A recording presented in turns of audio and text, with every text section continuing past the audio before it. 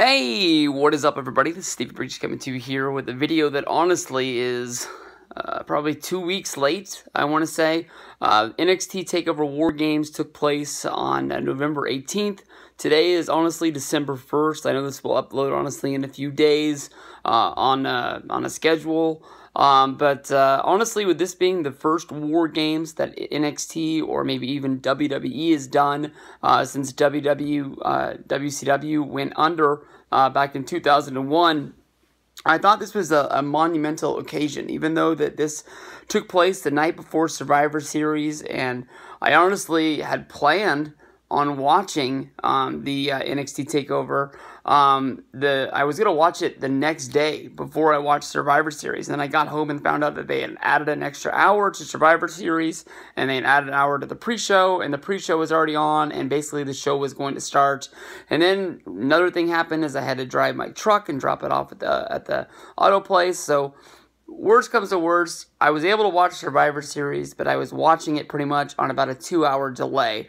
So when Survivor Series finally ended, I didn't feel up to watching WarGames, so I fired up the WWE Network. I honestly got the idea from Edge on the Edge and Christian podcast, where basically if I had missed an NXT TakeOver special or I had even missed a pay-per-view in the past, I pretty much looked at it as it's in the past, it's over with, let's just keep moving on down the road, and, you know, if it comes up, it comes up. But I honestly had sort of been, pumping my fist of, basically saying that NXT, or not NXT, I apologize, WWE had needed to do a WarGames match.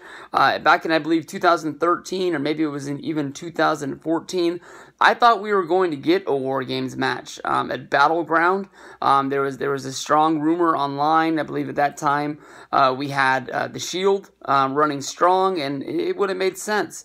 This year, with NXT WarGames, they finally brought it back, and I immediately popped for it. When I was reading the story, honestly, I hadn't been watching NXT, and I still have not been watching NXT on a week-to-week basis. I can honestly tell you that I don't even remember the last time that I watched NXT, but I was sort of weary of the rules that they had popped up for WarGames. I wanted to see how they actually implemented, see what I liked, see what I didn't like. Right off the bat, I can say that I did not like the 3-team match for WarGames. Honestly, to me, WarGames should always be 2 teams. You can make them 2 teams of 4. I believe that's how WCW did them throughout the years. When you do a WarGames with 3 teams like they did here, it makes me think of, I believe, WarGames 98, which would be WCW against the NWO against the NWO Wolfpack. And that match, honestly, was a real big cluster with Hulk Hogan and the Ultimate Warrior. GDP got the win. That's a bad match. That's one of the reasons why they did not do a WarGames the next year. And then they brought it back for WarGames in, I believe, 2000, called Russo's Revenge. And on that, they called it WarGames. They didn't even use the double-sided ring. They used the triple cage. It was a different match. They just basically stuck the name on it and tried to bring a rating in off of that.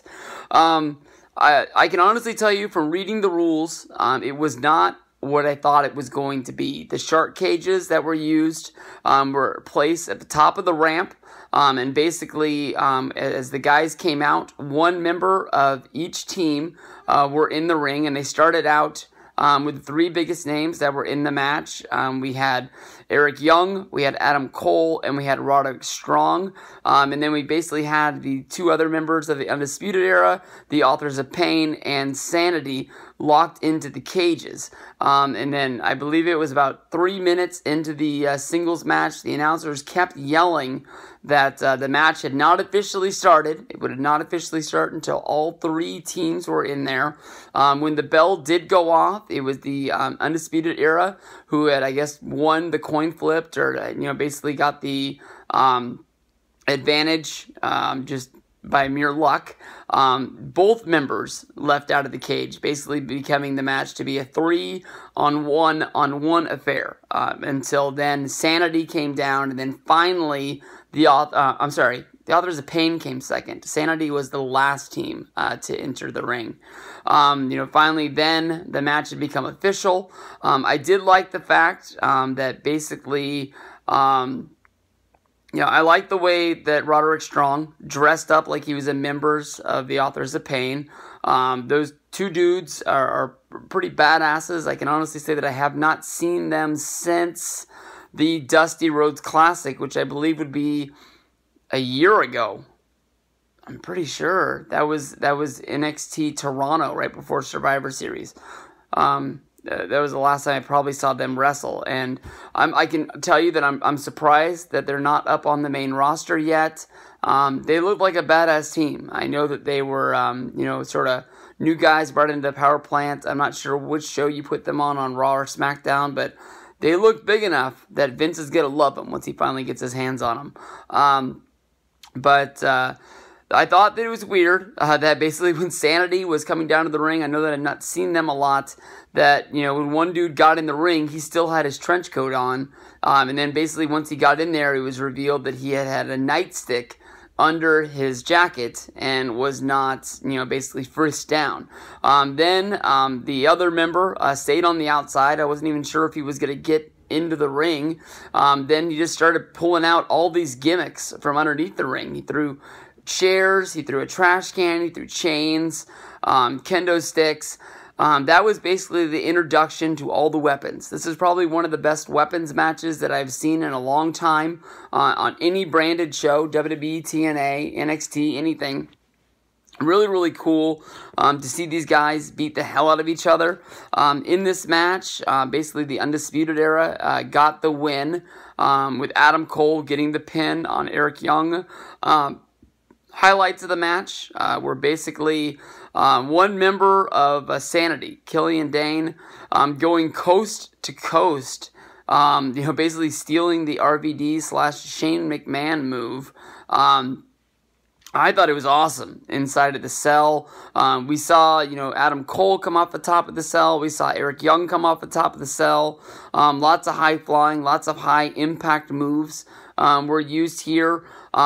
Now that this came to WWE, we first saw the shark cage used in the Dusty Rhodes Classic in between the Australian dudes going up against the Authors of Pain.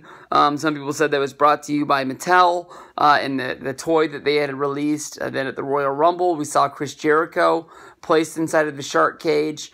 We've seen NXT bring things to the table.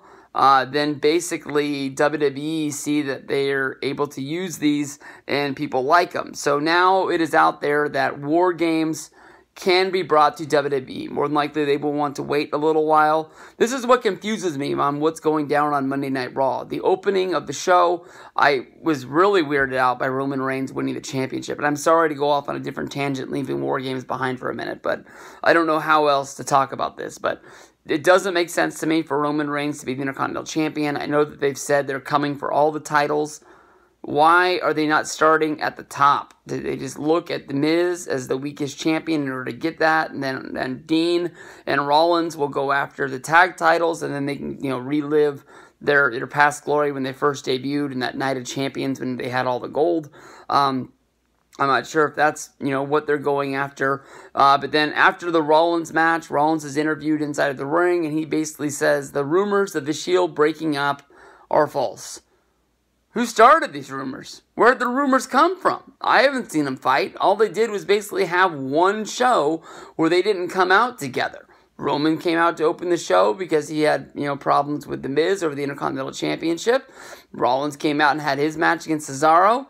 There was no Shield segment. That doesn't mean they're going to break up. I mean, they're all single stars. They've all three guys been, WWE or World Heavyweight Champion, Universal Champion, whatever you call it these days. So it doesn't make sense to me. But, we could see it. I would like to see them basically simplify this and making it two teams.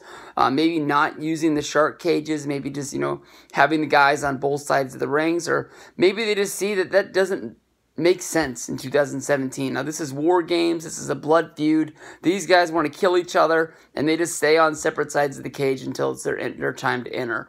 Maybe put some referees in there to stand in the middle. But this match worked for 20 years in WCW. I don't see why it couldn't work at WWE. It worked for NXT. I would like to see this on the main roster. Lots of fun stuff. I wish I would have watched the whole show of NXT TakeOver War Games. I just don't know when I have time. I know that my buddy Ravi is really high on the Velveteen Dream, who had a match against Aleister Black, who everything I've seen of this guy looks like he's $1 million. And I'm pretty sure he's going to be the guy going after Andres Cien Almas for the NXT Championship sooner than later. So I wouldn't be surprised if he goes after it at the next title, because this guy's got $1 million written all over him. Not sure what happened with the NXT Women's title, but all I know is that Asuka's not there anymore. So peace out. I'll see you guys down the road, and I'm really looking forward to seeing War Games again.